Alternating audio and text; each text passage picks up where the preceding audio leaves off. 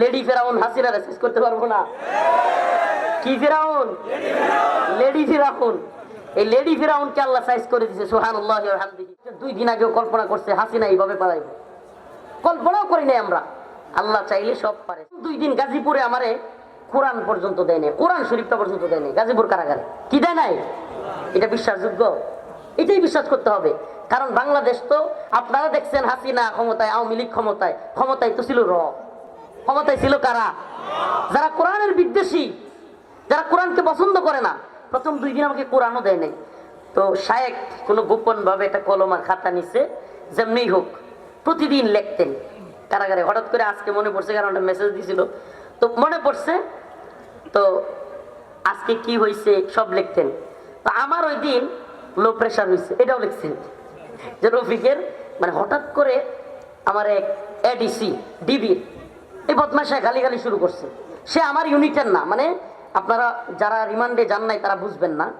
DB রিমান্ডে কিংবা বিভিন্ন রিমান্ডে 3-4 জনের করে একটা স্কোয়াড থাকে। কি থাকে? জিজ্ঞাসাবাদের জন্য। আমার যে স্কোয়াড, সেই স্কোয়াডের না হয়েও আরেকটা এডিসি এসে আমার গালাগালি শুরু করছে। গালাগালি তো করছেই, এভাবে ছেড়ে বসে আছি, থাপ করে একটা থাপড় মারছে, মেরে একেবারে ফেলে দিচ্ছে, এমন অবস্থা, খুব ব্যথা পাইছি। এখন ডিবির যে প্রধান তৎকালীন হাফিজ আক্তার, তার কানে এই খবর গেছে। তো খবর যাওয়ার পরে আমার এমনিতেই একটু লো প্রেশার ছিল, কয়েকদিন টানা না খাইতে না খাইতে বন্দি অবস্থায়, মানে আম্মার কথা মনে পড়তো, আর চরমভাবে মন খারাপ হইতো, খাওয়া দাওয়া নাই, একেবারে লো প্রেশার, যেটা অভাবনীয়। নিচেরটা 45, উপরেরটা মাত্র 70, কল্পনাও করা যায় না। কিন্তু যখনই ওরা প্রেশার মাপাইছে, হাফিজ আক্তার একবার পাগলের মতো হয়ে গেছে।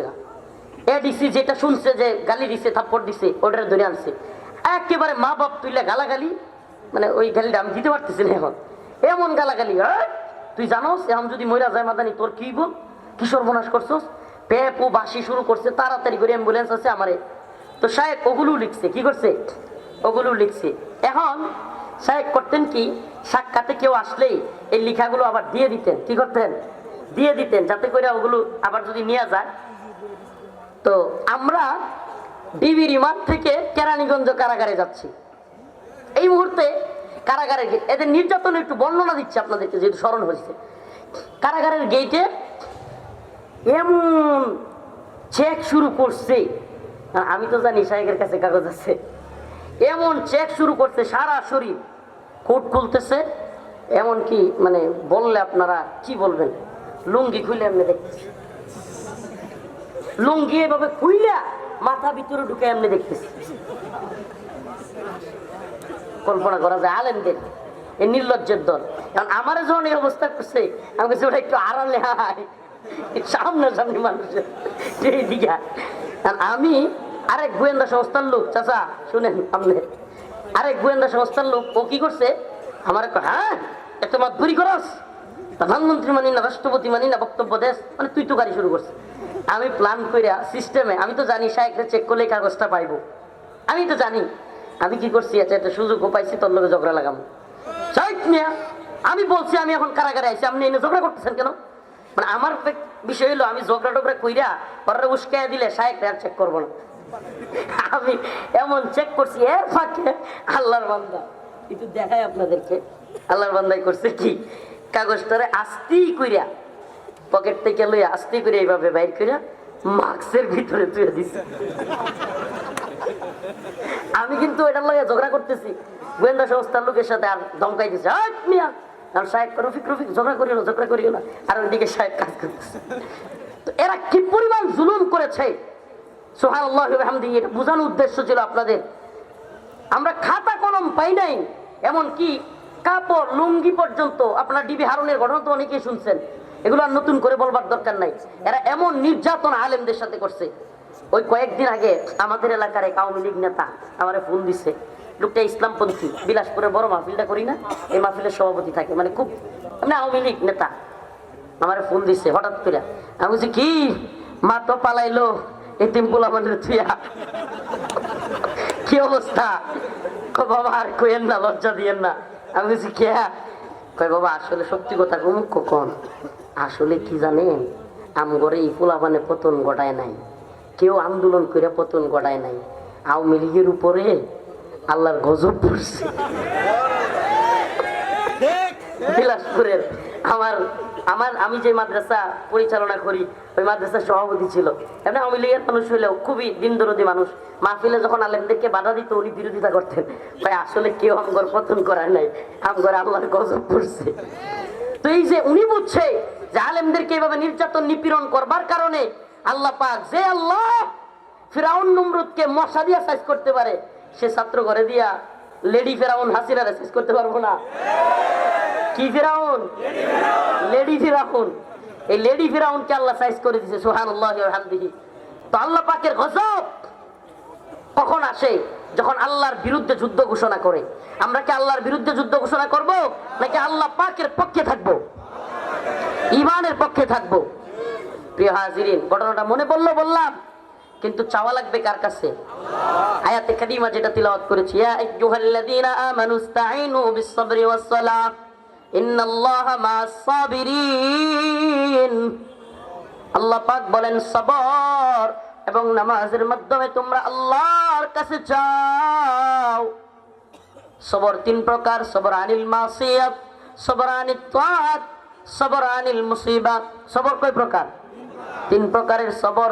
এক প্রকারের সবর বিপদে পড়লে, মুসিবতে পড়লে, সন্তান মারা গিয়েছে, জেলখানায় চলে গিয়েছেন, টাকা পয়সা হারায় গিয়েছে, ভাই অসুস্থ হয়ে গিয়েছে, মা অসুস্থ হয়ে গিয়েছে, বিভিন্ন ধরনের মুসিবত আসতে পারে। ওই সময় আল্লাহর কাছে প্রতিদান আশা করে, একমাত্র প্রতিদান দেওয়ার মালিক কে, এই বিশ্বাস নিয়ে সবর করা, এটাকে বলে সবর আনিল মুসিবা, সবর আনিল। আরেকটা সবর হলো সবর আনিত তাআ, অনুসরণের সবর। সেটা কি?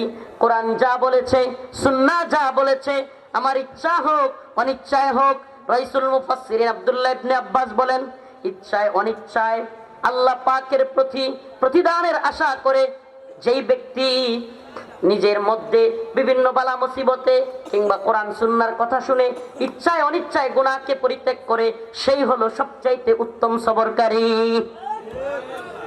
উত্তম সবরকারী হইতে চান তো ইনশাআল্লাহ?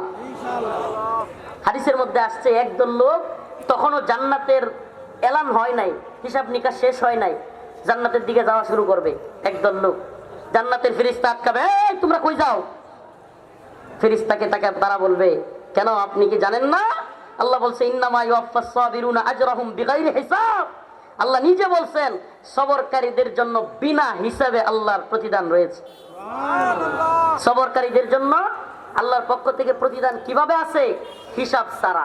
তো আমরা তো সবরকারী ছিলাম, ইচ্ছায় অনিচ্ছায় গুনাহ করতে মন চাইলেও গুনাহ করি নাই, কোরআন সুন্নাহর কথা মেনেছি। এই ফজরের নামাজ ভীষণ কষ্ট হয়, ভীষণ কষ্ট হয় ফজরের সময়, শীতের দিনে। তবু আল্লাহর কথা মানতে গিয়া কম্বলটাকে ফেলে দিয়া এই ঠান্ডা পানি দিয়া ওযু করে নামাজ পড়েছি। সুবহানাল্লাহ। হে প্রিয় যুব সমাজ, নামাজ পড়বেন তো ইনশাআল্লাহ? নামাজ পড়বেন তো? নামাজ ছাড়বেন না তো? রাসূল বলেছেন, মান সাল্লা সালাতাল ফজর জিম্মাতুল্লাহ, যেই ব্যক্তি ফজরের নামাজ আদায় করলো, সে আল্লাহর জিম্মায় চলে গেল। সুবহানাল্লাহ। কার জিম্মায়? আল্লাহর জিম্মায় চলে গেল। আমরা নামাজের মাধ্যমে, সবরের মাধ্যমে আল্লাহর কাছে চাইবো। কার কাছে? দুইটা উদাহরণ বললাম, আমি নিজের উদাহরণ বললাম। কারাগারের ক্লিয়ারেন্স হয় না, আল্লাহর কাছে চাইলাম, সাথে সাথে ক্লিয়ারেন্স। সুবহানাল্লাহ। আপনাদের নেতা, আপনাদের এলাকার সন্তান, সে আল্লাহর কাছে চাইলো, এমন এক ভয়ঙ্কর মামলা থেকে আল্লাহ খালাস দিয়ে দিছে। সুবহানাল্লাহ। কে দিছে এটা? আল্লাহ দিছে। সুবহানাল্লাহ। আমরা কল্পনা করতে পারি নাই, কোন নেতাও বলতে পারবে না 5 আগস্টের 2 দিন আগেও কল্পনা করছে হাসিনা এইভাবে পালাইবে, কল্পনাও করি নাই আমরা। আল্লাহ চাইলে সব পারে। সুবহানাল্লাহ। আল্লাহ চাইলে সব পারে। ওয়ালা তাকুলু লিমান ইউকতালু ফি সাবিলিল্লাহি আমওয়াত। এরপরে আল্লাহ যেটা বলতেছেন, সবর এবং নামাজের বয়ানের পরে আল্লাহ বলেন, ওয়ালা তাকুলু, তোমরা মৃত বলিও না। এই ওয়াজটা আমি সব জায়গায় করার চেষ্টা করতেছি, এই উম্মাহকে শাহাদাতের তামান্না অন্তরে ধরায়া দেওয়ার জন্য। আল্লাহ বলেন, ওয়ালা তাকুলু, ওয়ালা তাকুলু, তোমরা বলিও না, বলাও নিষেধ, লিমান ইউকতালু ফি সাবিলিল্লাহি আমওয়াত, যারা আল্লাহর রাস্তায় জীবন দেয় তাদেরকে তোমরা মৃত বলিও না। মৃত বলাও নিষেধ। আল্লাহর রাস্তায় যারা জীবন দেয় তারা কি না? মৃতই না। সুবহানাল্লাহ। তারা কি তাইলে? বাল্লাহিয়া, বরং তারা জীবিত। ওয়ালাকিন লা তাশউরুন, তোমরা সেটা অনুধাবন করো না, বুঝো না। আল্লাহ বলেন তারা জীবিত। কিরকম? আমার ভাই সাইফুল ইসলাম আলী সুবহানাল্লাহ সনাতন ধর্মী হিন্দুদের ইসকনের লোকদের হাতে শহীদ হয়েছে। আমরা শহীদ হিসেবে ধরি, আল্লাহ কবুল করে বলে না আমি। আল্লাহর বান্দাকে গোসলও করায়নি, কি করে নাই? গোসল ছাড়া যেই কাপড়ে তাকে হত্যা করা হয়েছিল, যেই কাপড়ে রক্ত লেগে আছে, সেটা সহই তার জানাজা পড়ানো হয়েছে। যদি আল্লাহ তাকে শহীদ হিসেবে কবুল করে, দুনিয়াতে তো আমরা দেখছি সে মারা গেছে, কিন্তু আল্লাহ তার আত্মাটাকে নিয়ে জান্নাতের সবুজ পাখির ভিতরে ছেড়ে দিচ্ছে। শহীদ, আই সুবহানাল্লাহ, আই সুবহানাল্লাহ, জান্নাতের সবুজ পাখি হইয়া ঘুরতেছে, উড়তেছে, যা মন চায় খাইতেছে। এবার জান্নাতের ল্যাম্পপোস্টে, সরি আল্লাহ পাকের আরশের নিচে ল্যাম্পপোস্টে গিয়ে এসে বসেছে। আল্লাহ বলে, বান্দা আর কি চাস? শহীদ বলে, আল্লাহ আর কিছু চাই না, অনেক তো দিছেন, সুবহানাল্লাহ, আর কিছু চাই না।